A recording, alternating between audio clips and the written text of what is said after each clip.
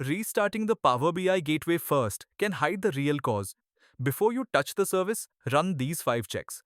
First, define the blast radius. Are all refreshes failing, one data source, or just one semantic model? A narrow failure usually points away from the whole gateway cluster.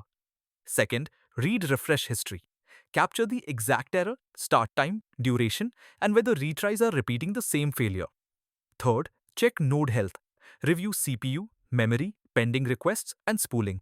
Look for pressure that overlaps the incident window.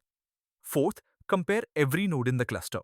If one node receives most requests, confirm the other nodes are reachable, healthy, and running the same gateway version. Fifth, validate the data source path.